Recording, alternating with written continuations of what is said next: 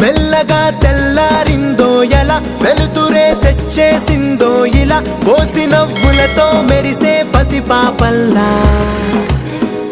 చేదతో బావులలో గలగల, చెరువులో బాతుల ఈతల కళ, చేదుగా ఉన్న వేపను నమిలే వేళ.